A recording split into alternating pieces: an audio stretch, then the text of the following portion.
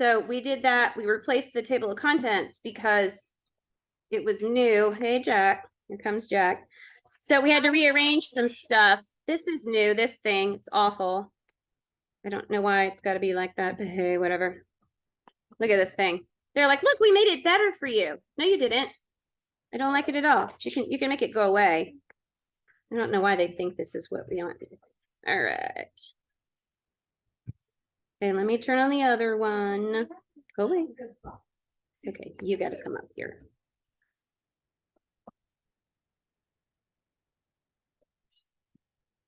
All right. Let me take away this one. Oh, good people. So did everybody have a good weekend? Did anybody do anything fun? Normal stuff? I did. What'd you do? I did gymnastics. Drew had a gymnastics meet. I Yep. didn't go. You didn't go. No, I stayed at home. Shame on you. And then I went and got the ice cream for Oh, okay. All right. Where'd you go for ice cream? Freddy's. Oh, I love Freddy's. What do you get when you go to Freddy's? The what? The dirt and worm. You know, they used to have that thing called Hawaiian Delight, and I loved that. And now it seems that they don't have it anymore. Is that just tropical Turkish delight? No, it wasn't. It was their vanilla yogurt, and they put coconut, strawberries, yeah, pineapple, macadamia nuts, and then they stopped making it because they couldn't get the macadamia nuts. And you know, I'm sorry you can't get the macadamia nuts, but I still want it even without the nuts, and they won't give it to you anymore. It's annoying. All right, come on, go back to where you're supposed to be. It's taking a second to load up. Nope, no, it's not what we want. Come on.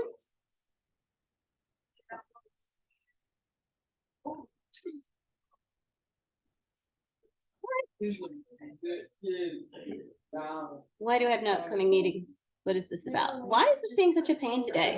Goodness sakes. Okay, home. Yes.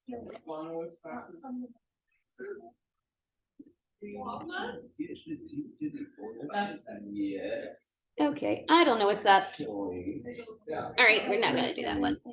Ladybug. All right, Jack, I'm just not gonna bother with the iPad. I gotta look at it again. Zoom updated everything and it didn't go, so. What are you saying to me? Jack says hello to everyone. All right, so let's go ahead and start this lesson. I'm not gonna have the camera on because it's not being nice. So I don't know why. All right, cross-mantle relationships. The end of our unit 5. What does that mean? You will have a test. When will your test become available? Oh, right now. Noon. When will your test be due?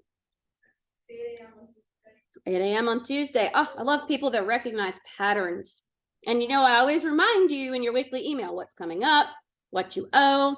It's all there. So even if you don't go, you know, if you don't look at Teacheries, unless it's an assignment that you particularly are missing, then it's always in that email.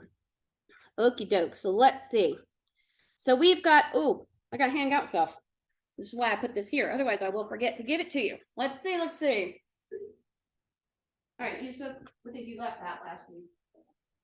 Drill. This is you. Piper, this is you. That, I'm going to this for you till next week. This is somebody, anybody want to claim this one? I don't know. I'll eat it. That's bizarre. Okay, empty one, bunch of empty labs. Drew, this is you.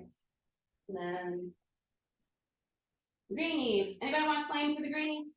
I'll eat that one too. Okay, here you go. Pass it back to you. Jeez, Parker. Good gracious. All right. That was a little painful. Sorry, Jack. Okay. Now we can play. All right, so cross-mantle relationships. Earth's topography, fun.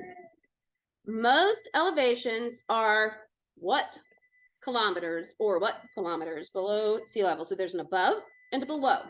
Who knows the above, Piper? 0 to 1 above, she says. Bingo. And you want to give me below? -4 to -5. I was Yep, gonna 4 to say- 5 if we're going to below I the was words gonna there. say 6. Okay. So this is a good topographical map. You can really see the whole earth here. It almost looks like one of those infrared, you know, the heat ones. It looks like that. Looks like a giant mosaic made out of Skittles. Oh, or a satellite is hunting a bad guy and the bad guy's the entire planet. You know, then you see the little dude running in the woods, a little warm figure. You're like, you can't escape that, man. All right, so we've got different types of density and qualities that go with oceanic crust versus continental crust. So continental crust is going to be composed of more what kind of rock as compared to oceanic? Ferric. I'm not sure if that's the answer you'll. That could be one. or- So it will go with granitic. So yeah, there you go. So now you see where we're going, gang? No, yes, people are so out of it today because they all y'all are just thinking about getting Skittles and pixie sticks on your way out the door. All right, Yusuf, do you know the next one? Less. So Yusuf says continental crust is less dense than oceanic, and Yusuf is right. This is why oceanic crust subducts. All right, Bailey, composed of what kind of rock? Basaltic or basalt. There you go. Bingo. And then Liam, what were you going to tell me about this next one? It is denser. Denser is one of those words that I think should not be a word. It should be, I think it should be more dense because I think denser sounds stupid, but that's just me. Denser. It's like a weird comparative term, right? Like, I don't know. That's one of those ones that sounds like it shouldn't have an ER added to it, but it does.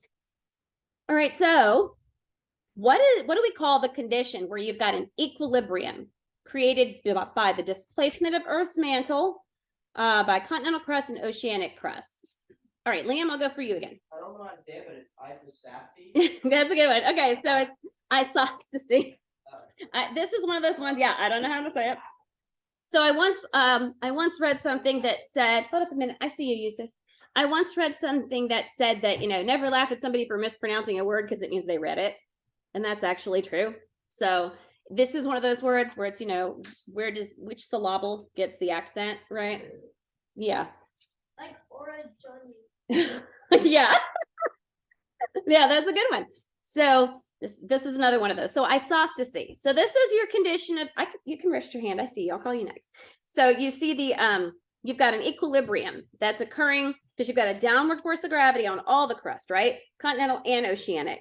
But it's balanced by this upward force of this buoyancy resulting from displacement of mantle. What does that mean? Displacement of mantle by the crust, buoyancy, displacement. What does that mean? Does anybody know? Alex? As a solid mass Mm-hmm. is within a liquid or specifically any fluid, Fluid, correct? it is constantly being pulled down, which causes it to displace Mm-hmm. the fluid Guys. below it. Yes. And this Shh. displacement causes an upwards force Very good. Right. because obviously the fluid doesn't want Guys. to move, it wants to stay at rest. Right. So it's pushing back. Mm-hmm. And if something is buoyant, then that pushback is at least as strong, if not stronger, than the gravitational. That's perfect. Okay, so next year in physical science, we will discuss buoyancy and displacement, but that was a really good description of what buoyancy means. So if you are more buoyant than the guys, do I need to move people around or are you cool? You're cool? Okay. So if you're more buoyant than the fluid you're resting in, then that means you're gonna float, right? And if you're less buoyant, you're gonna sink. So displacement, a great way to think about displacement is if you fill your bathtub up to the top and then decide you're going to get in it, you're going to have water coming out of the tub, right? All over the floor. Your parents are going to want to strangle you, especially if you're on the second floor of the house, because it's going to rain down into the first floor of the house. Anybody ever had a similar experience? We've had rain. We've had rain. Yeah. Okay. You what? Washing machine. Right, and it Fun. flooded, and it looked like rain. Yep. Floor, so we actually thought it was raining. Yes. Mm-hmm. Yeah. That was very You can still see the Mhm. watermarks on the ceiling. So displacement, what the amount of the fluid that is displaced is actually the volume of the whatever items that say you are the item. It's the volume of whatever part of your body goes under the surface of the water. That same volume is going to come out. Okay. And that is what's being displaced. And then whatever is above is buoyant, unless you're resting on a surface below. So if you think about a boat, when they put a big aircraft carrier in the ocean, it is displacing water, not for the whole aircraft carrier, but for the part of the hull that is in the water. And it's buoyant because usually the hull has, air and whatnot in it, and they have to balance it, because that's because, like Alex said, the fluid is still trying to stay together. Those molecules are trying to stick together, so they're pushing up a little, right?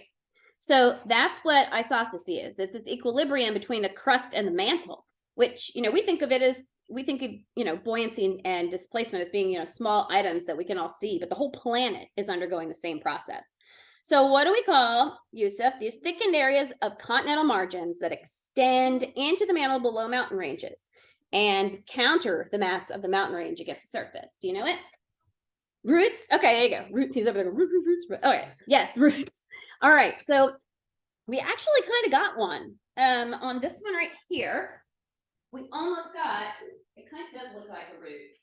So this guy here, and Jack, I'm going to post a video of this little lab that we did, so you'll see it. But the denser purple, you can see how it kind of stuck down, right? And it did it on this side too. So, and also in that video that we watched right before lab, they talked about how you've got this denser crust that goes all the way down, and they showed a root, basically. They didn't really talk about it being a root, but it's a root. So it's where the continental margins, where they came together. And because that is dense and it's being pushed on from both sides, it kind of extends down. You can't really see it from looking at a mountain range usually, but it's in there deep in the middle, deep inside. So isostasy and erosion. So what's the process of Earth rising as a result of the removal of an overlaying material? What have we got, Yusuf? Yeah, right. Okay. So we're getting there. You want to do that one, I know. We're actually looking for isostatic rebound. So think about it this way. If you take a balloon, okay, and a bathtub, and you push it down, and then your hand is the material on top. You erode that material, what's the balloon going to do? Pop back up, right? Okay, no. Depends on if the balloon's filled with air or water. Yeah, I was assuming air, but very good point. All right, so rebound is exactly what it sounds like, going back to where it was. So you have to think about this, though. The process of Earth rising as a result of the removal of overlaying material. Removal, where's it going? elsewhere. Piper? It's made of liquid, so it's like been Right, it's going somewhere else. Is it Where ever else? gone? Is it removed to the point where it's just gone? No. So it's not like you've taken it. It's not like you've just taken it away and poof, it's gone. It's about in a particular area. So in a particular spot on Earth's crust, not the whole crust, because obviously that wouldn't make any sense, or even the whole plate, because it's going to be shifting all over the place. In a couple weeks, we're going to do a lab that is a little off topic. Did anybody see it? Did anybody look ahead and see what it is? It says off topic. I think it's 3 weeks out, 2 weeks out. You're going to be experiencing these forces firsthand. Anybody see what it is? Tell me if you find it. Liam's looking. Caitlin's looking. Yeah. You can always look at the syllabus. That's faster. Frozen baby mammoth. Ah, Liam has found it. So in a couple weeks, we're going to be doing an experiment where you guys are going to be creating structures, vessels, and you're going to have to move a little baby mammoth from one place to another, as paleontologists have done when they find things frozen. That's a fossil that you're going to call it. It's an original state, original composition. It hasn't been replaced by minerals or whatever. It's frozen, right? So, Is this the picture the one that was kind of like the human?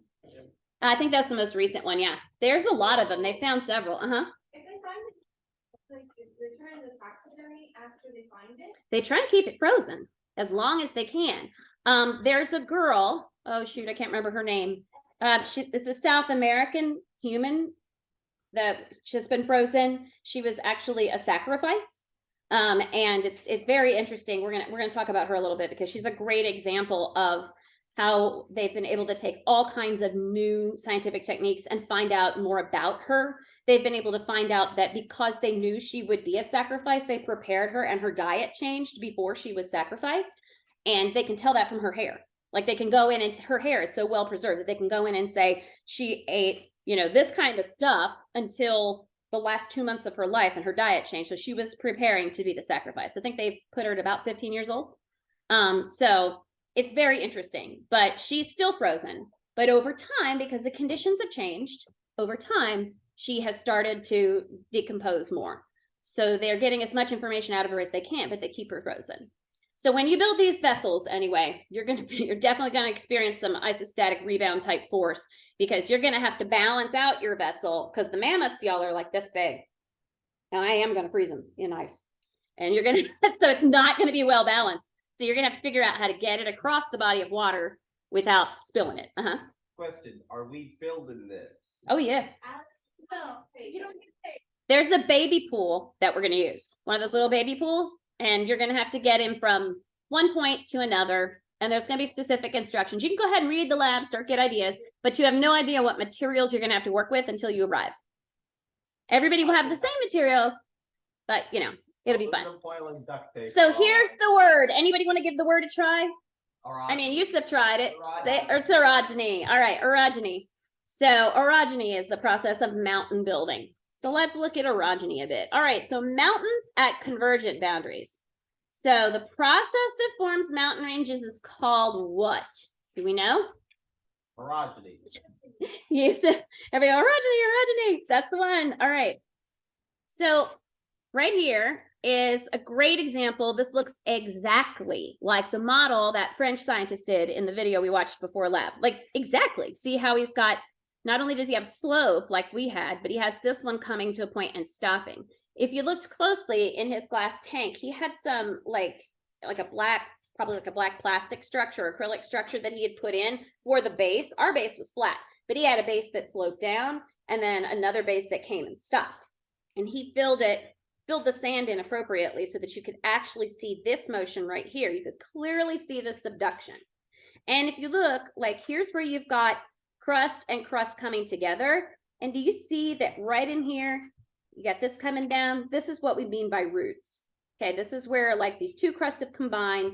They come up in the middle of the mountains, but they squish down. And there's all sorts of terms in here, like you got sedimentation, that makes sense, sedimentation, erosion up here, making sedimentation. And then it says tectonic accretion, that's a fun one, and metamorphism going on, and subduction. So there's a lot. And this is, of course the lithosphere. And they give us actual equations to use if you're trying to figure this business out, which geologists do. Oh, next one. Okay, a mountain range often found at a convergent plate boundary. Yusuf knows. Anybody else want to give it? Yusuf's gotten the last two. Okay, very good. All right, so this is another one of those words like thermometer and thermometer. So we have orogeny and we have an orogenic belt. Okay, yeah, or an orogenic belt, however you want to do it. So this is, yep, this is where you've got this mountain range often found at your convergent boundary. So this right here would be an orogenic belt. See, there it is. So if you picture mountain ranges that you've looked at on a lot of these maps in your labs recently, you've seen orogenic belts, even if you didn't know the name for it. It's where all of that, you see all the mountain building. It's where you see the volcanic activity. It's where you see the earthquake activity. All of that kind of stuff is occurring in the same spaces. And we've seen this image, like we've seen a world map. If you go back and look at, whoop, where's the map we looked at? There you go. Can you see kind of where you've got like an orogenic belt here and here, and oh, look at all this here, right? So you can kind of see what's going on. Yeah, if I can get this, go back where we were. Beep, beep, beep, beep, beep, beep, and one more. All right, now, compressive forces squeeze crust and cause intense deformation. So what do we call this type of deformation? See it right there? Does anybody know what we call this type of deformation? That looks like someone's. Wait, raise a hand if somebody knows the answer. Wait a minute. Does anybody know the answer? It doesn't look like a W. So it's been compressed from both sides, you can see. What are you gonna say? Sandwich smash. Sandwich smash is a great one, but that's not a scientific term. So go, I'm clicking you. Why are you not going? Okay, this is fun. Oh, I need to zoom. Oh, I'm gonna give you the other pictures first. I forgot which order I put these in. So here are all the pictures. All right, so we'll go with number one. Anybody want to say what number one is? Number one is what we call, oh, look, it's doing number 4 first. Okay, let's do that. Number 4, that's out of order. So this is an igneous intrusion, folks. Have a look. So you can see right here, we've seen this before, right? This is like a vein. What? I don't know. Okay, it's being weird. Anyway, you see right here that you've got an igneous intrusion. It's pretty clear. You've got a crack or a fault and it's filled in. I don't know which one's going to go next. So does anybody want to give me one of the others? We've got this thingy right here, and this thingy right here, and this thingy right here. These are 3 thingies. Nobody wants to name a thingy. All right, well, we'll go with, if it'll go, give me one. What? Okay, folding. Looks like it's been folded, right? This is exactly what you did in lab. You did folding. You created some folding and then faulting. Okay, do we see why it's faulting? You see this layer here, and here, and here, and it's been displaced as it's faulted. It's broken and shifted. So then what's this last one? Yes. Is guessing uplifting? And did it go? Good guess, but close. So this is an example of metamorphism. So think about it this way. It's only these sedimentary rocks that are gonna kind of squish together here on the surface, right? When you're making mountains, when you've got this compressive force coming in. And over time, that compressive force on either both sides or from above with gravity is going to create some level of metamorphism. So it's limestone up here, and then there's this igneous sill that got squashed in the middle. And where you've got this igneous sill, what does the igneous magma bring with it with reference to the limestone that's already there? Like what creates metamorphism? 2 things. Heat and pressure. Heat and pressure. So what's happening on either side of the igneous sill? James, you were going to say it, weren't you? Heat and pressure. Okay. So yeah, you've got heat going on here, and then you do have pressure because you've got a compressive force. So the rock layer that is above and below your igneous intrusion is going to undergo metamorphosis because it's in contact with super hot magma. Does that make sense? Yeah, sort of. Tired Monday. It's gray outside. All right. So here we have a type of convergence. Now we got, like continental, oceanic, continental, continental, oceanic, and oceanic continental. So in this kind of convergence, we've got subduction of a denser plate, magma being forced upward, and a volcanic island arc complex. Milo, what you got? Okay, Milo's got oceanic. Will it go? Why does it not want to go today? Yes, oceanic. Where are you? There you are. So that switched faster than I wanted it to. Go back. All right. So yes, what you got here, you can definitely see you've got 2 oceanic plates. Hold on. I see you. So you got 2 oceanic plates, and they're both dense as compared to continental, right? So still one is going to be denser than the other, right? And you're going to end up with one subducting, and then you get this blop, blop, blop, volcanic islands. This is kind of like sort of like you would think a hot spot, but not really, because you've got at a plate convergence. All right, so the next one was, okay, let me call Piper. There you go, oceanic continental. And there you've got your subduction of your oceanic plate and your uplift of your continental plate, and that's where you get your mountains. So where in North America do we have this really obviously? Milo. There you go. Perfect. Along California. This is the same thing we've been looking at for like the last 2 weeks. This is exactly what we've got going on. Your oceanic crust, good boy. Your oceanic crust is going down, and your continental crust gets pushed up, and then you get mountains. Super cool. Like Cascades and all that fun stuff. Rockies. All right, now our last one. Ooh, Chloe. Continental. Okay. Yep. So you've got your low density continental crust and it becomes folded, faulted, and uplifted. And this is where you get your tallest mountain ranges. Where is Earth's tallest mountain range? Who hasn't gone yet? James. Himalayas. Oh, where the heck are you? I always lose you here.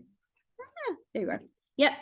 Himalayas. Okay, so this is what you've got going on. You've got two continental plates squashing into each other. Now in lab, we did mostly North America, but well, we did all North America. But I think last week you had didn't you have a map of the whole Earth? Was that last week? Or was it the week before? One of them you had a map of the whole Earth, and you could see where the Himalayas were and how you've got your plates converging right there.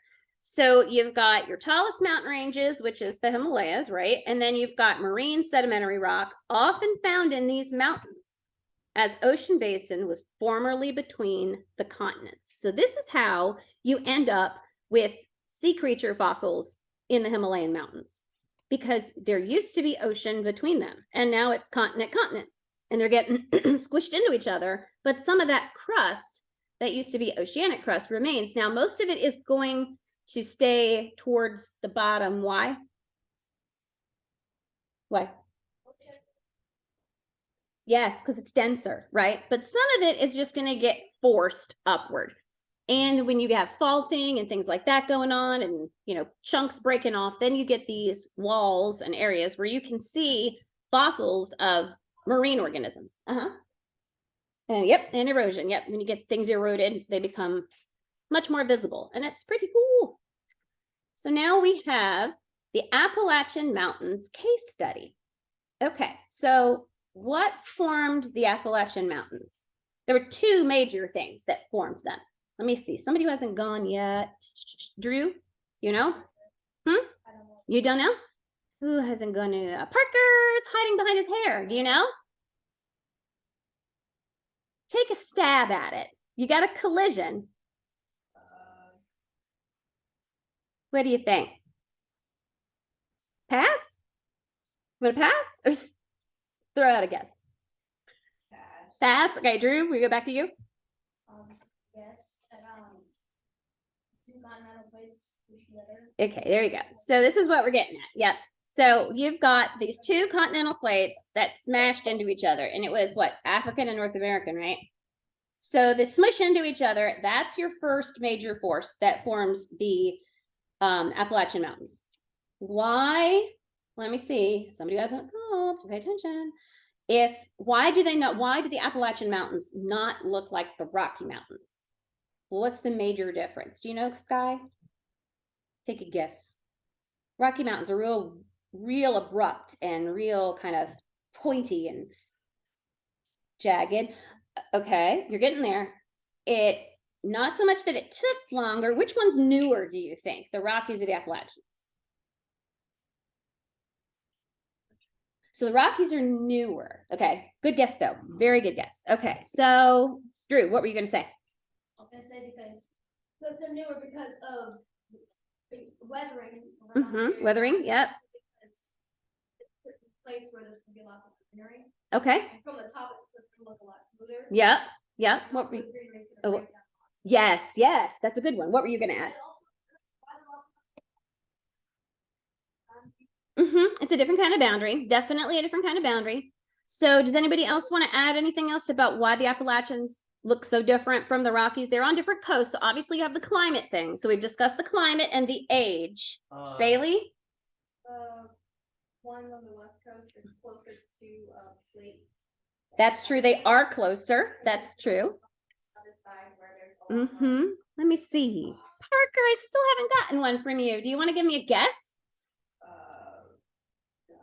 No, well, let me throw this one out at you. If they're older and they've undergone weathering, which Drew pointed out, and they've got like tree roots and stuff that could, because of climate, that contribute to the weathering, what other kind of weathering might they have experienced?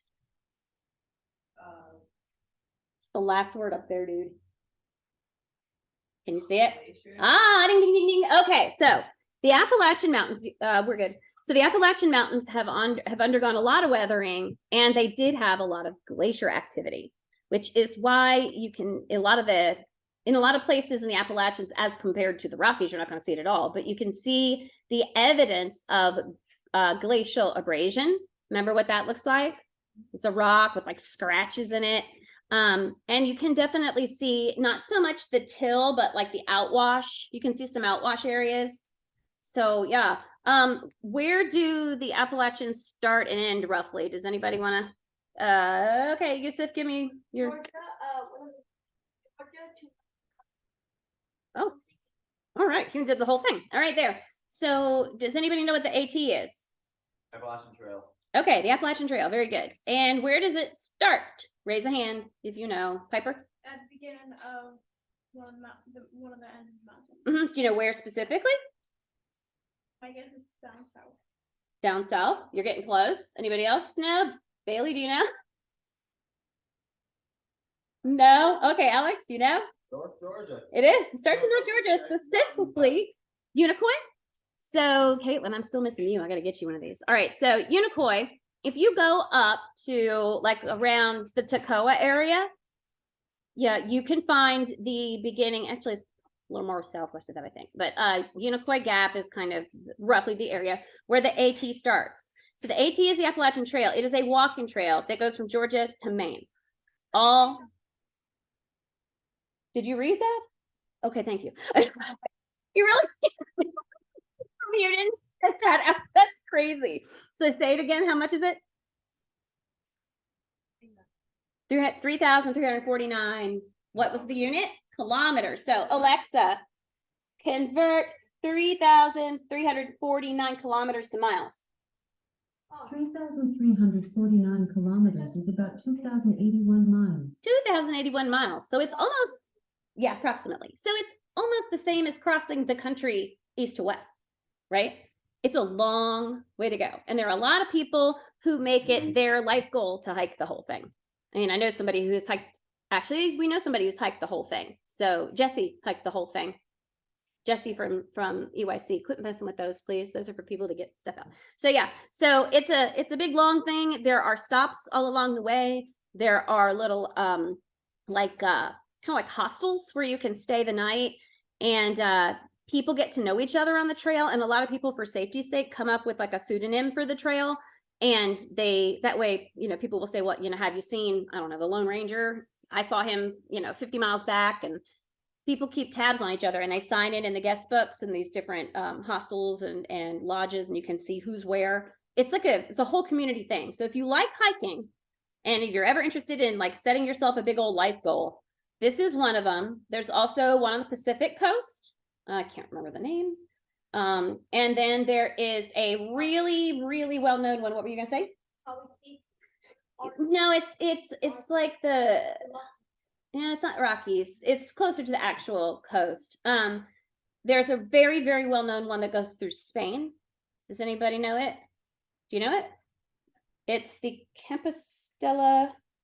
Oh boy, it's a big one. Compostela. I'll put it in because I can't remember the whole name. It's a Spanish name, so it's very well-known, and a lot of people do it like a pilgrimage. So, Camino. It's the Camino de Santiago, or the Way of St. James, they call it. And it is very much for a lot of people like a pilgrimage thing. It goes through all these little towns. Some people bike it, a lot of people walk it. And at the end is St. James Cathedral. If you've ever seen, sometimes it shows up in memes because it's so insane. So anybody know what a thurible is besides you? Because you've swung one before. You know what a thurible is? Yeah. What is it? It's the thing I'm thinking of. It's a musical instrument that is wirelessly controlled by your hands. And Nope, but that's interesting. Whatever that is, I want to know. What were you gonna say, Mela? They have like those little round beaks and like they're too wide. Oh, it's an animal. that's a Barbie. Thurible, Drew. What's a thurible? It's like a little circular metal thing that you put coal inside of. Not coal. Burning coals. Burning coal and like incense make it smell good. There's like a chain, and you hold the chain and you swing it around. And then Where do you swing it around? In a church. Anybody ever seen incense in a church? They're swinging a little thing. It's usually grass, like a little ball. There's holes in it. There's smoke coming out. That's a thurible. The thurible at St. James is, no kidding, as big as one of you. Usually they're this size, and you know, I'm showing the size of like a cantaloupe, Jack. And they swing it. Now, some people are really good. They swing it in circles. Our bishop here has a guy that's kind of frightening like that. It's like, whoo, you afraid he's gonna, he swings it like, comes down the aisle and people are, whoa, but he's good. The thurible at St. James is so huge. It's like huge, right? And I don't even know how much incense they load in it, but it takes two guys with ropes to pull it. So if you've ever seen a meme where there's like a joke and there's this massive smoking thing, there are lots of memes with it in it because it's so weird. But that's what's at St. James, and it's very uncommon. I've never seen one anywhere like that anywhere else. So that's a nice trail. All right, so North America almost split up. So here's a quick video. Let's hope it doesn't act stupid like it did last week. Play the video. All right, here we go.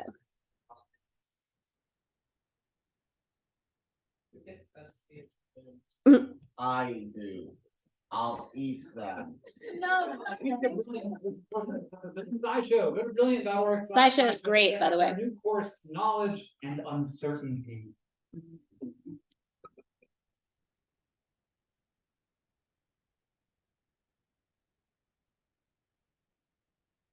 $1.1 billion years ago, long before the dinosaurs, there wasn't much going on in the world. Many geologists even call this the boring billion, because when it comes to the evolution of life and the conditions on our planet, not a lot happened for 1 billion years, except in Laurentia, the continent that became Central North America. This time was anything but boring. The continent was busy trying and failing to rip itself in half. Like, if it had succeeded, what is now Lake Superior would have been an ocean. But instead, we are left with a huge scar across the land called the Mid-Continent Rift, and a story about how Earth changes and what might have been. Looking at a map, it's not obvious that what's now North America almost split in half. Even scientists didn't realize anything was suspicious until the 1940s. Around then, geophysicists were mapping the strength of gravity across the US. We perceive gravity as being pretty much the same everywhere, but really, it's ever so slightly different from place to place. A lot factors into that, but one big culprit is the density of the rocks under your feet. Denser rocks have more mass,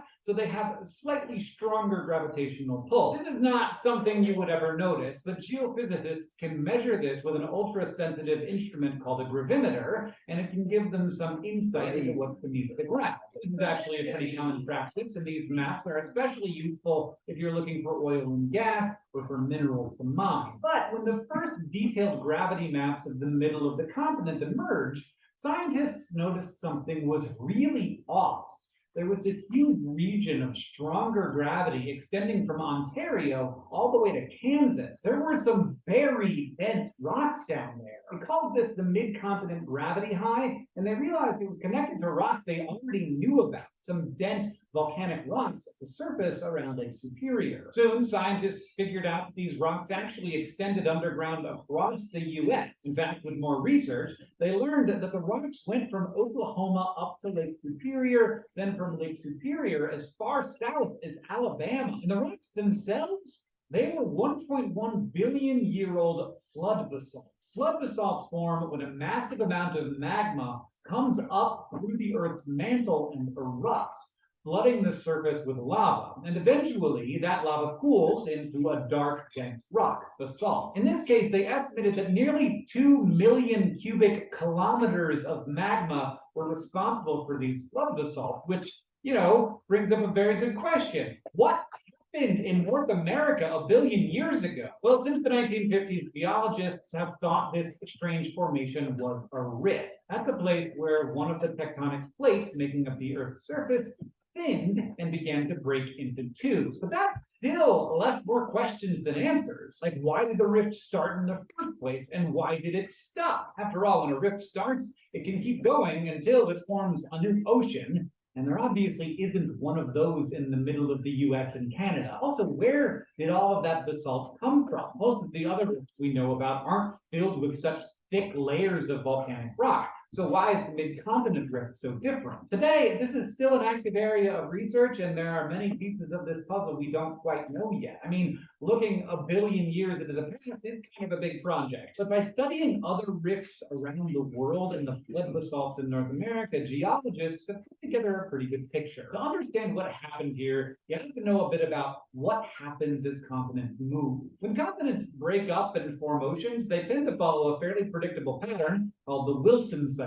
First, a rift forms and a continent is pulled apart. Hot material from the mantle rises and fills in this gap. Today, the most famous example of this is the East African rift, which will likely form the Earth's next ocean. Second, if the rift is successful, it properly becomes an ocean. So in addition to a bunch of water and fish showing up, this means a mid-ocean ridge forms. This is a line of undersea volcanoes near the center of an ocean where a new seafloor made of basalt is created. And it works a bit like a conveyor belt. Once the molten rock cools into new ocean crust at the mid-ocean ridge, it slowly moves outward to each side. This is called seafloor spreading. Third, a subduction zone forms at the edge of the ocean. This is where the oceanic plate starts slipping beneath a continent and gradually disappears into the mantle. Fourth, the continents on each side of the ocean close in, and finally, the continents smash together and close the ocean entirely, often forming huge mountain ranges as they go. 1.1 billion years ago, the continents overall were at the end of this cycle and were in the process of coming together into a huge landmass called Rodinia. And in the midst of the continents smashing into one another, one called Amazonia, which is now much of what we know as Brazil, broke away from Laurentia. This breakup happened right next to the mid-continent rift, so geologists think this might be the key to understanding why Laurentia almost split in two.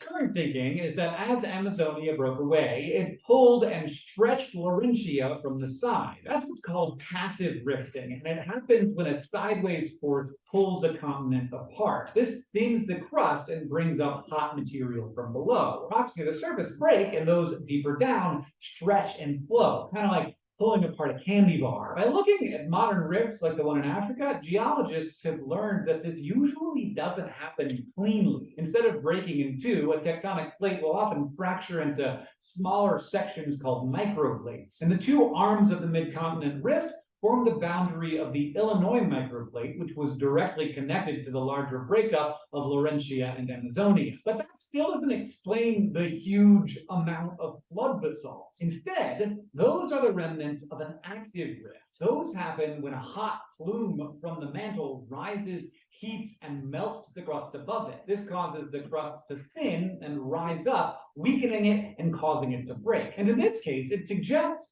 that a mantle plume was in the right place at the right time. So as the plate stretched, magma filled the cracks from below, and it continued to fill up even after the stretching stopped. That means that 1.1 billion years ago, if you were standing in the middle of what is now Minneapolis or Detroit, you would not recognize anything about it. Volcanoes extended across the continent, erupting lavas that cooled into basalt, similar to what you see today in Hawaii or the East African rift. And this wasn't just like a dangerous year. This went on for around 15 million years until, for some reason, it stopped. If you do a quick Google search about this, you might see the ending blamed on a collision with another landmass, one that might have collided with Laurentia and essentially pushed the continent back together. And this collision did happen. It's called the Grenville orogeny. Orogeny meaning a collision between two plates that deforms them and builds mountain ranges. And it was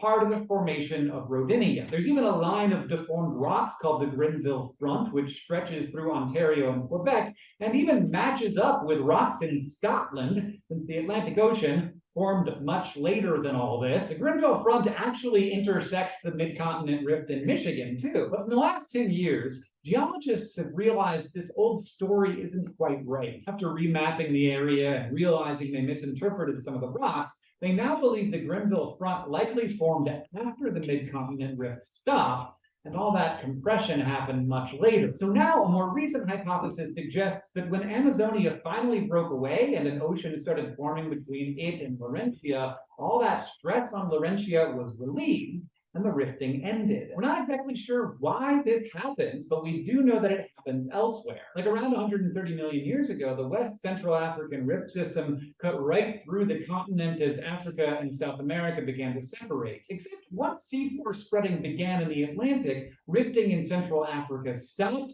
and the continent remained intact. Still, however it happened, the story of this rift was not over yet, because even after the drama was over, the Earth kept changing, like it's still changing all the time today. After the volcanoes stopped erupting, rivers gradually eroded the rock into sedimentary layers that buried the basalt. Then, much later, the entire area was compressed and pushed upwards. Glaciers eroded the sediments off the top of the volcanic rocks and carved out what is now Lake Superior. So even though we say it failed, the mid-continent rift has a lot to be proud of. It's created some amazing landscapes in the eastern US and southern Ontario, and in fact, it is the deepest known rift on Earth that didn't form an ocean. In the end, it's a rare snapshot of what happens in the midst of continents trying to break apart and what happens when they almost succeed. In geology, and really in just about everything else, there's a lot we don't know, and that's part of this whole human experience thing. But if you want to make your life feel a little more certain, you might like Brilliant's brand new Knowledge and Uncertainty course. It gives you mathematical tools for figuring out things I did not realize you could figure out with math.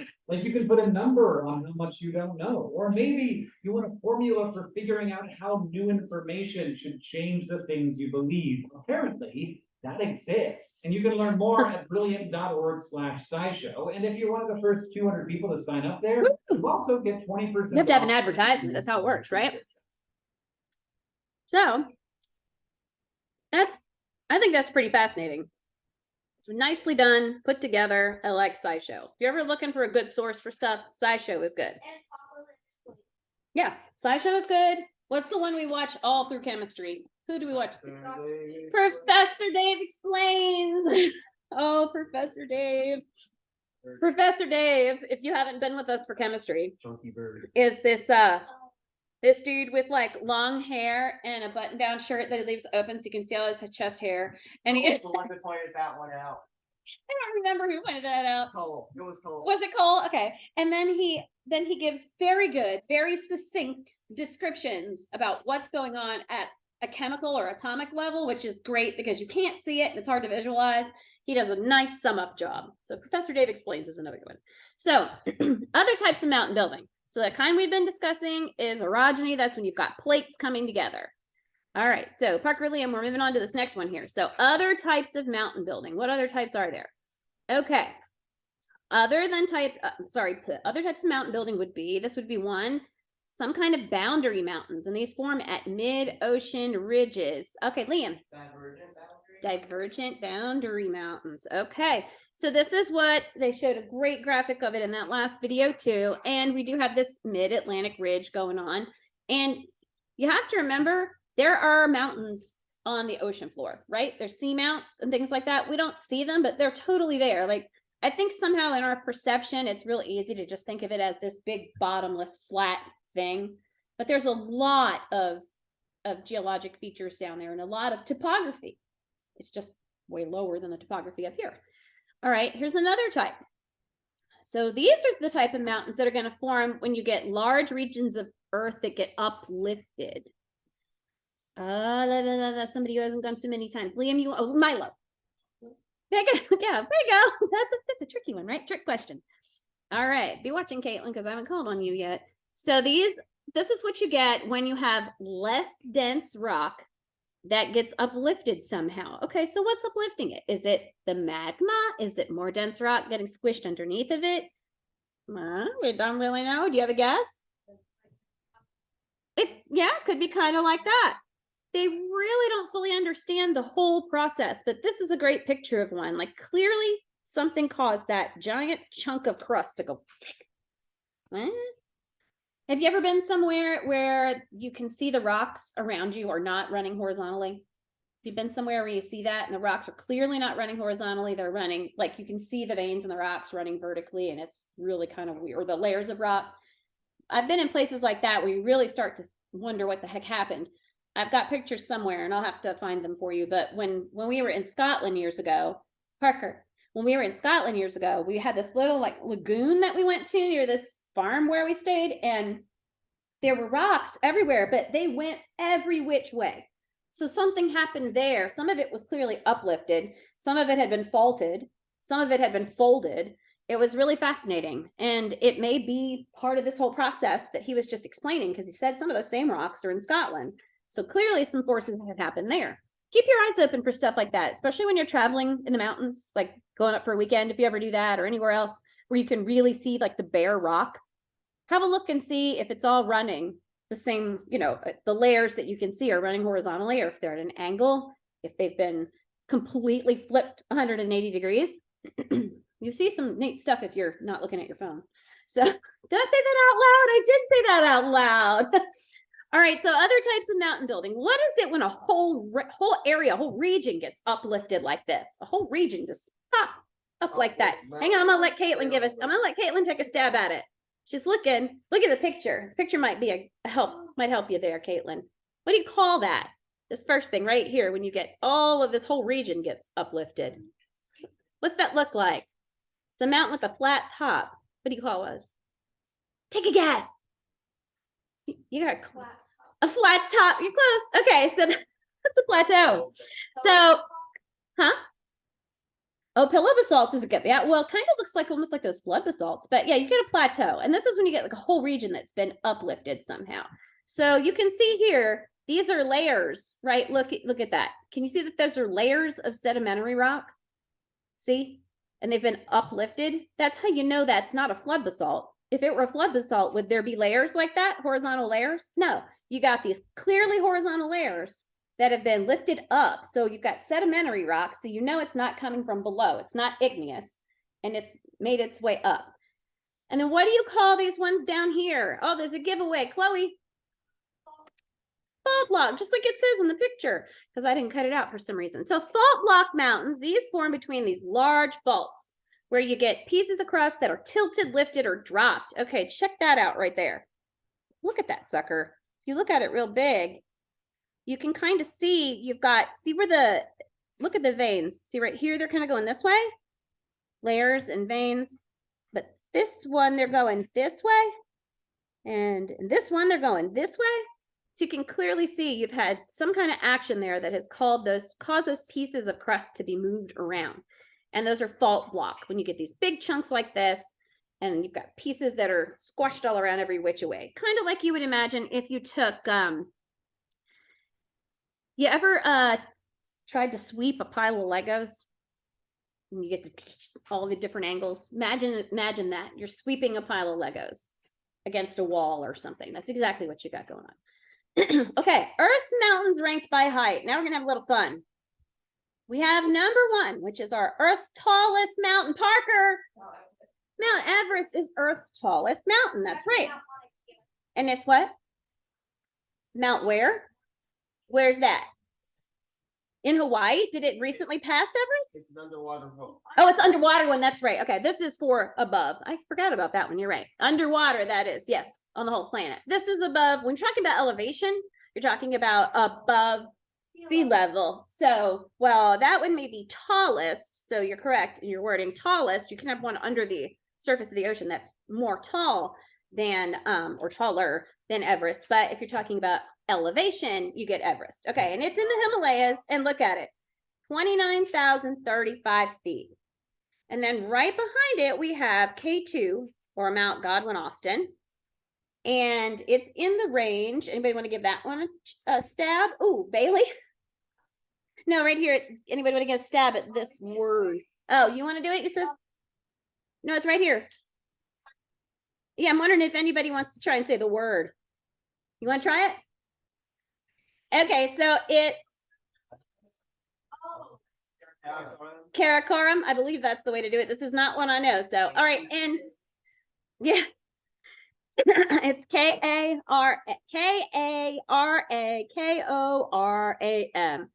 I do think it's Karakoram. All right, now let's see. Let's start with continent.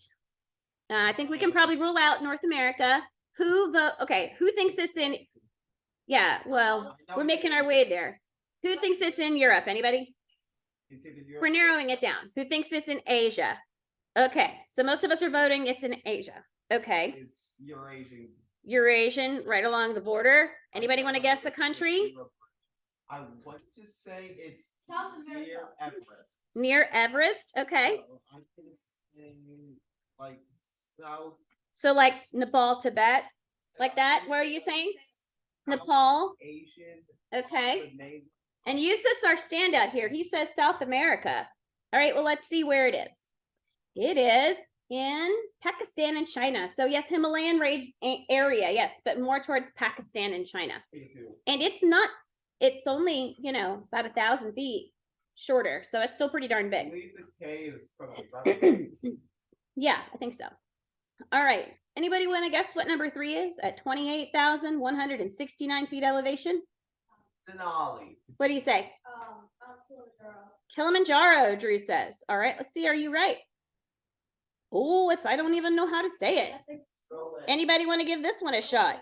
Kankenjunga? Kankenjunga. All right, what range do we think it's in? Himalayas? What do you think? Himalayas? Because it says Nepal, Tibet. All right, let's see. What have we got? It's Himalayas. Ding, ding, ding, ding, ding. All right. Yes. That's for the one under it. Oh, you're right. It's still Himalayas. I'm sorry. You're right. You're right. I keep zooming in and out, so I'm losing my spot. All right. Now we have this one here.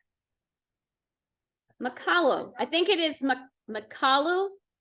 And it's in the Himalayas. Are we gonna guess? Everybody's gonna say Nepal, Tibet. Yay, ding dong. All right, we got that one. Now we're gonna have some fun. Name that mountain. Now here's what we're gonna do. Here's how we're gonna play it. All right. Here's how we're gonna play it. If you think you know the name of the mountain, you'll raise your hand. I'll take 3 guesses.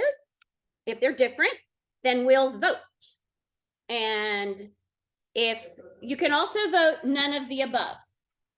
All right, so name that mountain. Who has a guess as to what this mountain is? I'll take 3 guesses. Yusuf, your guess? Kilimanjaro. It's guess number 1. Yes. Denali. Denali, guess number 2. Liam, were you gonna go with one? No. Also known as Mount McKinley. It's not. He's not sure. He's not sure. Who's gonna take the 3rd guess then? Mount St. Helens. Mount St. Helens is a guess. All right, so we have Kilimanjaro, Denali, and Mount St. Helens. Okay, who votes for Kilimanjaro? Let me see. No, who votes for Denali? Okay, and who votes for Mount St. Helens? Okay, so this is interesting. Does this help? Anybody want to change? Oh, It is vaguely familiar, but that isn't Denali then. Swiss Alps at 14,692 feet.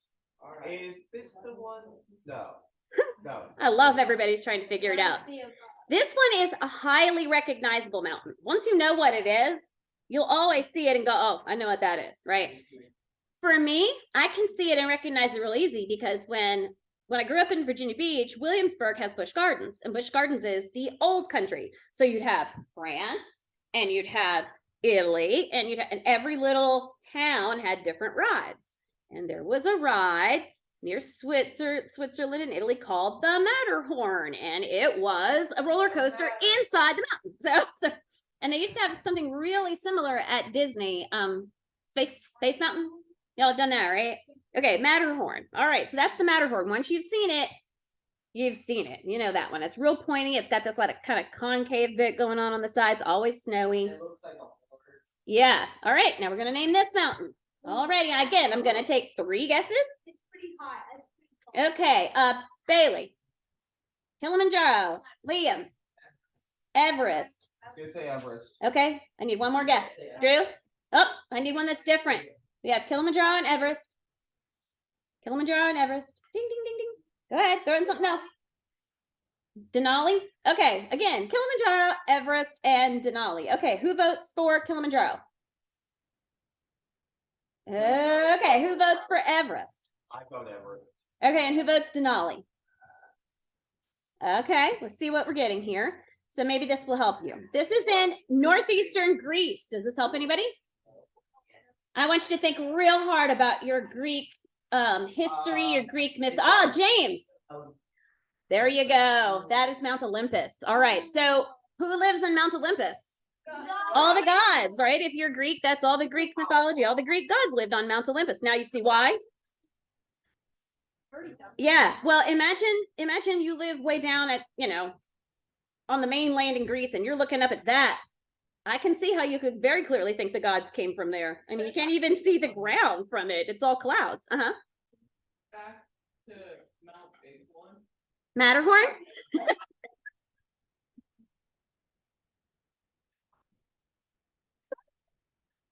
Hello, thank you so much. Right here, old.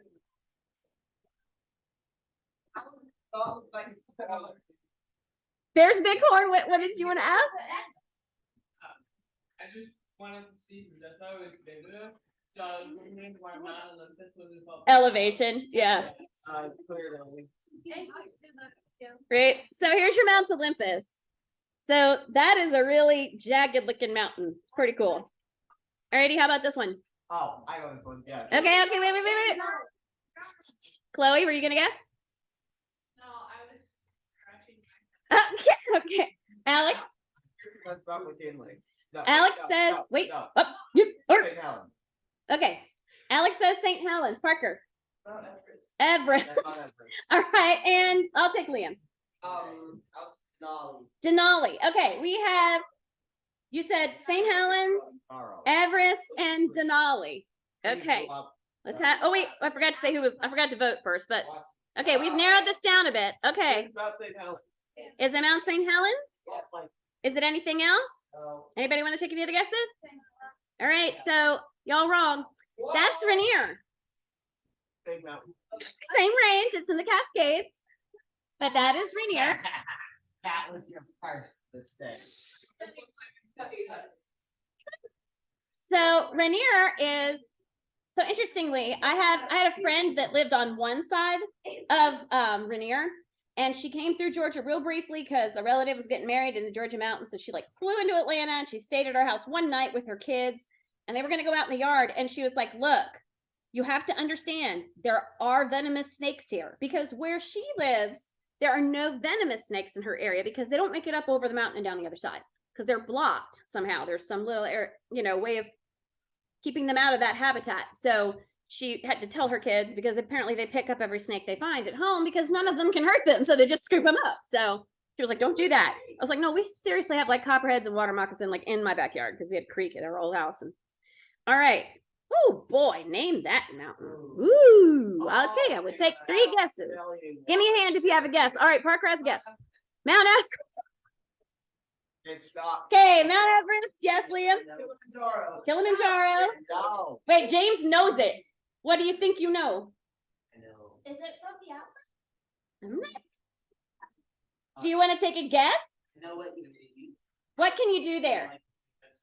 Shh, wait, you can do what there? You can hunt there. Okay. You're not hunting for grass. I know that. Ibex? Okay, so we have 3. It was what? Kilimanjaro, Everest, and Ibex. Okay. What is it?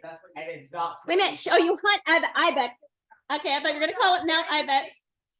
Okay, but the place where you hunt Ibex. Okay, so it's either Everest, Kilimanjaro, or the place where you hunt Ibex. What's Ibex, by the way? Anybody know? Yeah, with these like curly looking. That's not the kind that. Oh, they're not the, yeah, that's right. What are the ones with the curly horns? Bighorn. No, not rams. It's some kind of antelope type. I'm sure he's got it. Ibex it's similar to like an antelope, if you're thinking like, yeah, but if you remember the name of the curly horned ones, I can't remember what they're called, but anyway. All right, so who votes for Kilimanjaro? Nobody. Who votes for Everest? No. Oh, you do? Okay. And who votes for the place where you hunt Ibex? Okay, everyone's gonna go for the place where you hunt Ibex. All right, and see if this helps. Egypt. Egypt. Ooh. He was wrong, but he's guessing. Anybody want to take a stab at it now? Chloe? She thinks it's a pyramid, you know? I think Is it where? The place where Tutankhamun was buried? No, I think it's near the Valley of Outrage. near the Valley of Kings? What were you gonna say? The other- The Everglades? Not quite. All right, so this one, what were you gonna say? Crater Lake. Crater Lake at its 75,000 feet is going 7,500 feet, sorry, is Mount Sinai. Where have we heard this before? Anybody ever heard? Not cyanide, Sinai. Anybody ever heard Mount Sinai before? No? Okay, anybody heard like Cedar Sinai? Does that sound familiar? No. Okay, Sinai is actually referenced in biblical text, and there are some hospitals. There are some hospitals that use this name, and there are also some other geographic things, but like Cedar Sinai is a very well-known hospital. It's one of the top US hospitals. But yes, that's in biblical text, Sinai, and in Egypt. Crazy looking thing, right? All right. James, I think maybe you were thinking this. Is this where you were going? No? Okay. All right, wait a minute. Somebody who hasn't given a guess yet. Who wants to give a guess? Hang on, wait. It's not Kilimanjaro and it's not Everest, so you can't guess those. Solid Rock is the biggest rock in the world. I know that. I've seen it before. It's the biggest rock in the world, Drew says. It's a solid rock. That Australian one, right? I think so. Okay, wait. Alex and Drew are having a conversation. It's the biggest rock in the world. It's that Australian one. Solid. It's kind of like Stone Mountain. So I'm going to take that as guess number one. Guess number one is That's out in the that outback. giant rock in the outback in Australia. That's guess number one. Guess number two. All right, Liam. Big lumpy rock. Big lumpy rock and It's Aboriginal sacred rock. I think all Okay. guess the So same that thing. goes with what Alex and Drew were saying. It's a big giant rock in the middle of the outback, the Aborigines. Okay, now this mountain, which is 2,800 feet above sea level, actually has two names. It has an indigenous name and then an Anglicanized name, as many things do. So this one is called Ayers Rock, if it's Anglicanized, but it's Uluru to the Aboriginal people, and it is a sacred place for the Aboriginal people. That was good work there. You people were really working on it there. Yeah, it is kind of red. Yeah, it's very red, actually. You're part of Mars directly onto Earth. It's pretty cool. All right, name that mountain. All right, James. Mount Fuji. I don't think it's tall enough to be Fuji. All right. Not Kilimanjaro, or no, not Everest. You can't say Everest. Okay. It might be. Maybe think about it. Is that snow? Yes. But it's not. Kilimanjaro has- Mount. All Yeah. right, Liam. Denali. Okay, so we have Denali and wait, what did you say, James? We'll put You said Fuji. Okay, Fuji, Denali. Let's take one more. I'm gonna just say- Kilimanjaro? Kilimanjaro. Okay, we have Fuji, Denali, Kilimanjaro. Anybody want to go with Fuji? Okay. Anybody want to go with Denali? Okay, and Kilimanjaro? I'll go with Kilimanjaro. Okay, let's see if this helps. Yeah. Tanzania, Oh, okay. almost 20,000 feet. Oh, I love it. Everybody's like, what's this? What's this? We don't know. It's called- Anybody want to vote? Okay, so we've narrowed it down for Tanzania. So is it going to be Fuji? No. And is it going to be, what was the other one? Denali. Denali. No. Is it going to be Kilimanjaro? Maybe. Okay, anybody think it's not Kilimanjaro? I think it might be a. He's I- unsure. might be a- But Rain around it. There you go. Kilimanjaro. That's what we got here. All right. Very good. Very good. Okay. Okay, James. Mount Fuji. Liam. Mount Japanese. Not a real place, but okay. Mount Whitney. Okay. Mount Whitney, Mount Fuji, and obviously Mount Japanese isn't a place. So anybody go with Whitney? Anybody go with Fuji? It's a high. Okay, now this might help. Okay. Have we narrowed it down? Look at the shape of it. What is it? It's a volcano, isn't it? Look at that. That does not look like a folded mountain, does it? That doesn't look like an erogenous process formed that. Look at it. There's this is actually a pretty famous vantage point because you get a good view of the mountain and these cherry blossoms. That picture's like a That's Yep, It is a classic. You'll see the same thing quite often in reference to this picture. Go, I tapped you. And of course you had that one's Mount Fuji. Very cool. All right, let's see what's next. Oh, What is that? it's a little tiny looking funky thing. Yes, Stone Mountain? Stone Mountain is guess number 1.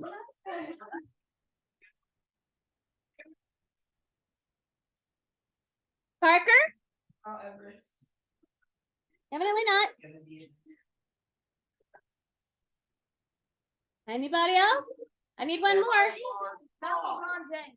Huh? Mount LeBron James? Okay, so we have Stone Mountain, Mount LeBron James, and Everest. Okay, let's see if we can get any more information.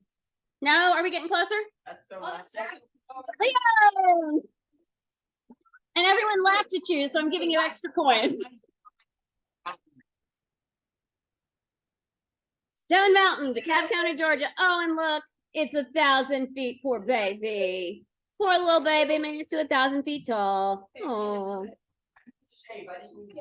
Yep. See all the water around it here? It's the Pimple Mountain. The pimpled mountain.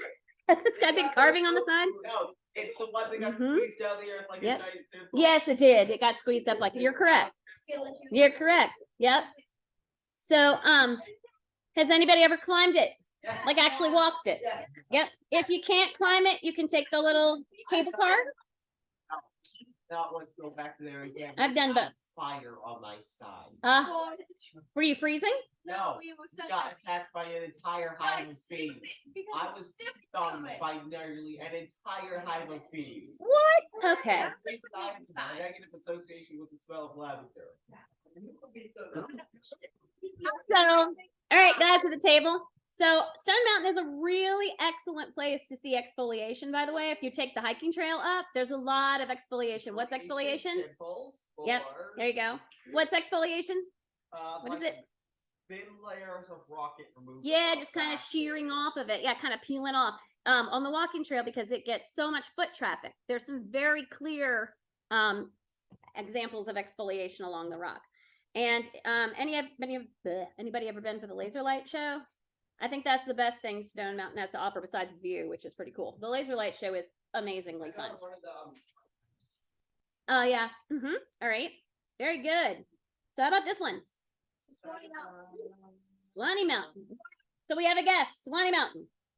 Have any other guesses? Mount Everest. Anybody else? Anybody else? We have Swanee Mountain. Huh? Wow. Yes. Mount Parker. Okay. Let's see if we get any more help here. Anybody ever been here before? Drew says Swanee Mountain. Does anybody disagree, agree? What are we thinking? Those are the Indian seats, he says. Has anybody ever been to the Indian seats? Yes. Okay. Indian seats. So if you hike, there are the Indian seats. If you hike this particular mountain, which is Swanee Mountain in Forsyth County, you will find the Swanee. We live in Swanee. That's Swanee. Yeah, Swanee Mountain. At the top, guys, at the top there are these little cups. See where they're sitting? They're cut into the very edge of the rock. You have to go like dangle your feet off the side of the cliff, which is a little scary, but those seats are there. And it's where our local Indian, Creek Indian, I believe, had or was it Cherokee or Creek? Anyway, they used to come up, yeah, it was Cherokee. They used to come up to the top and they had their spiritual ceremonies and whatnot up there. Who is Sonny? An Indian chief? What do you think? Or was it the guy that picked like Native American, yeah, that kind of, yeah, Native American, you're right. Cherokee, okay, so here's what we got. So Swanee, a lot of people, okay, have you heard the myth about Swanee Mountain? Okay, have you been to Swanee Mountain? Okay, if you go to Swanee Mountain, very treasure something. yeah, if you go to Swanee Mountain, you will pass at least one, possibly two, depending on how you hike, gold mines that are now closed and gated off that go into the mountain. There are also, you can see the remains of sluice where they used to sift the gold out of the sediment, right? So we have a gold vein, obviously, that runs up through Dahlonega.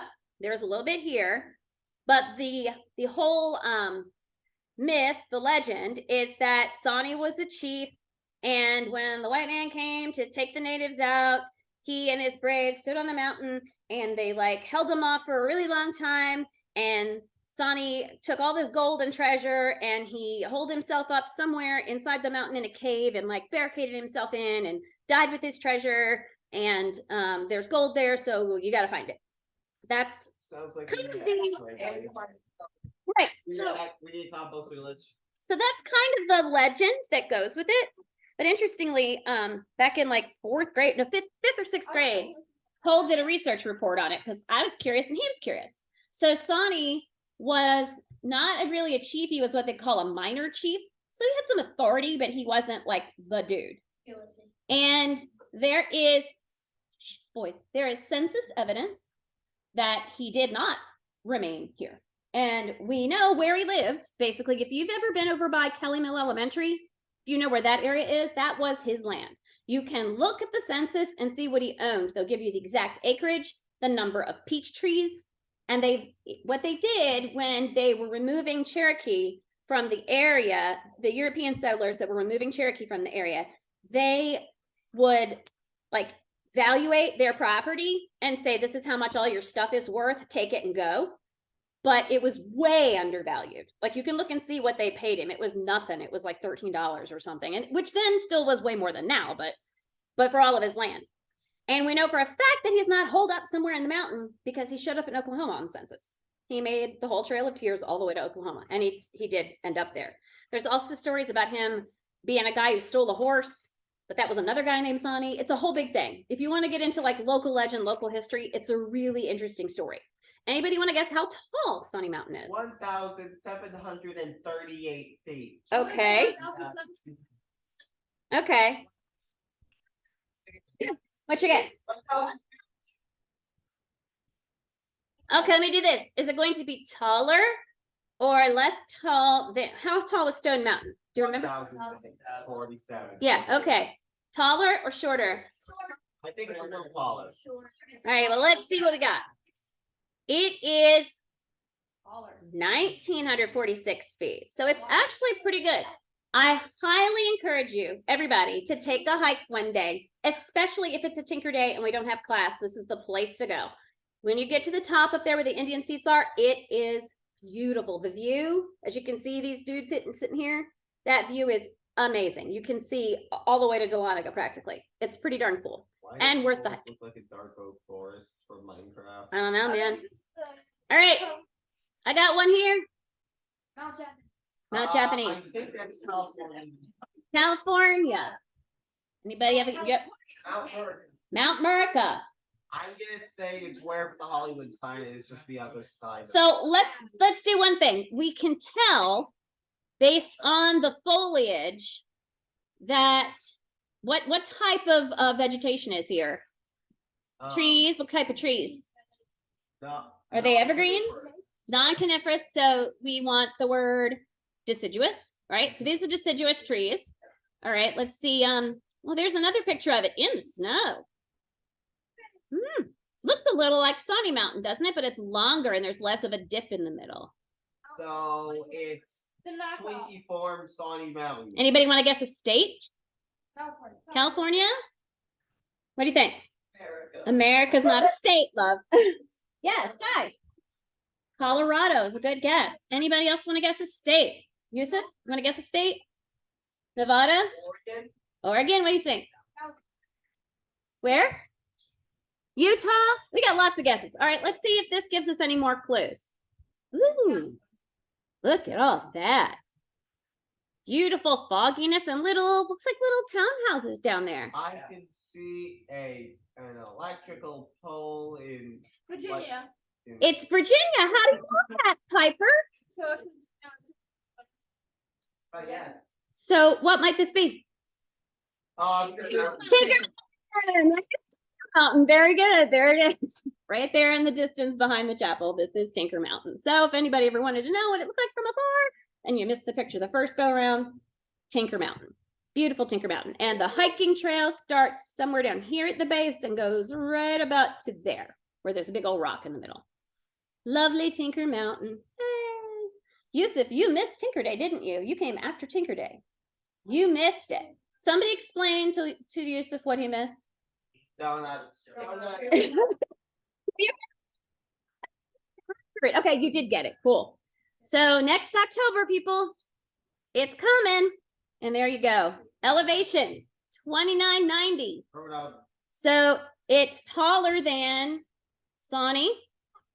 So if you want to go for a hike someplace even taller than Sawney, here you go. So again, 2,990 feet. I need you to picture 20-year-old women in floor-length wool skirts with leather boots with wooden soles and wool sweaters hiking that jank in 2,900 feet. I'm impressed that they were able to do that, but also, who thought that would be a good idea? The idea was because you've got a bunch of women who at that time were not at all on a level playing field. And if you have the confidence to conquer the mountain, you can move forward in life and conquer anything, which was the idea, which makes great sense. It's a great idea. All right, so let's see, where are my answers? All right, let's see. I'm gonna click through these because I left them for us to look at in case we wanted to spend time on them, but we need to move through them because I have to go on to our test prep. But I will ask you this question. How can oceanic sediments become part of continental mountains? La la la la la la, Piper. Erosion, that's part of it. Yusuf. Yeah, it gets squished in and then you get erosion. There you go. All right. What happens when no, I just answered that. How about briefly describe the events that led to the formation of the Appalachian Mountains? Who's going to give it to me? You can do it in like 3 sentences. Continental. Wait a minute. Hand. Anybody? All right, Alex, you want to sum it up? Continental. Okay. And then what? What happened after that? You get continental convergence, squashes up the mountains. Why do they look the way they look, Piper? Oh, is that one of those ladybugs? Those are not real. Those are those Japanese invaders. They're non-indigenous. They're actually not good. They got in, I don't know why they're always here. Yeah, so then you get glacial erosion and whatnot. All right, let me move through these. And you can look at these answers. You can check them. Okay, here are your test study topics. Of course, this is available to you. Where do you find this? Dropbox, where? Leave it, Drew. Resources, and then it'll say like your lab or unit 5 test prep. Yes, sir. After you finish the test, you move on to the next lesson. Okay, so wait a minute before you go anywhere. Don't pick up yet. I'm using these 7 minutes or 5 of them at least. Do you have homework the week of a test? No, correct. So you're going to do your test, then you're going to move on to your next lesson. Now, somebody open up your syllabus if you have it and look at next week's lab and the week after. So next week and the week after.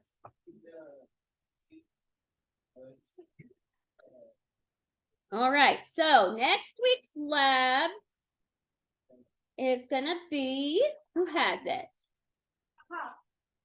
Well, Sky's looking. Have you got it, Sky? What's next week's lab? 7th. Did you find it? She's looking. Hang on, she's hunting it out. Wait. The 7th. It doesn't say Two- what it is. 2-7. Doesn't say? What's it say? Okay, so all right, so this is part of that regrouping of the stuff that we had to do. So basically what you've got going is next week's lab is going to be fossilization and earth. Well, actually, no, next week's lab is the 30. Wait a minute. Yeah, so next week's lab, we're going to start talking about earth history. We're going to be doing a lab where we map out geologic time. That's going to be yet another paper lab. Sorry, but it's necessary. And then we're going to be doing this fossil lab. So here's what I want you to notice. The lab for Lab 22 is sequencing time. Lab 21 is fossilization in Earth's history. It would be very smart to read over that lab before class. This, I'm telling you now, so that everybody knows and nobody goes, oh no, I didn't have time. This is a lab you are going to have to finish at home, partly. So we're gonna come in, the fossilization lab. Part of this lab, the next week's lab, will involve mixing plaster, putting a shell in it, and then you have to take it home with you, let it dry. You're gonna have to coat it with some Vaseline, and then you're going to put more plaster, which you're gonna mix at home on top, and you're gonna have to do that probably Wednesday or Thursday, because you're gonna want it all dry to bring back next week. If you wait until Sunday or maybe Monday, you might be in trouble, okay? So plan your week accordingly. The lab that says sequencing time, part of the time that we'll use for that lab period will be for you to complete the fossilization lab, because another aspect of the fossilization lab will be to have grapes. We're gonna take grapes, y'all are gonna put grapes in the freezer, and then you're gonna put grapes someplace else in this house. I'm gonna tell you where, you're not gonna just plant them somewhere. And then you're gonna compare them when you return. So lab 21 is gonna carry over a full week into the next week, and you're gonna have to do stuff at home in between. Lab 22 is when you'll finish it up. All right? So these are our test study topics. Study, right? Get it done, study hard, take your test. If you have a problem with something, let me know, but nobody should. Now, what? What? It's already up. Tests begin, any assignment that's due the following week is always opens at noon while we're in class. I don't have to do anything. I've already scheduled it. It opens on its own. So it's just part of the way Teacheries works. So it's open.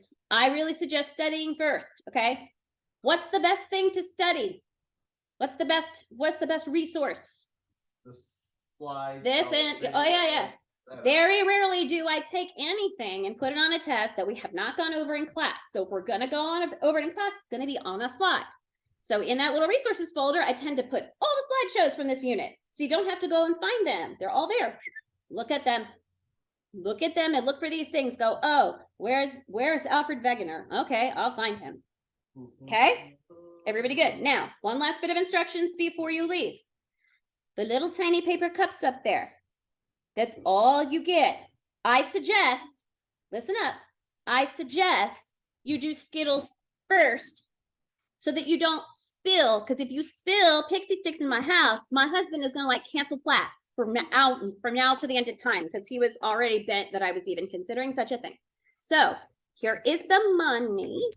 There are also little cups over there for your Skittles. I put them right next to the machine. So you can fill it up, but don't carry it around. Leave it on the counter and then come back for it after Skittles. All right, Jack, so we install the candy man, but we will catch you later. But then he uses his energy to beat up kids. Oh my gosh, y'all are so We're not funny. going to George Pearson. Where are you gonna go?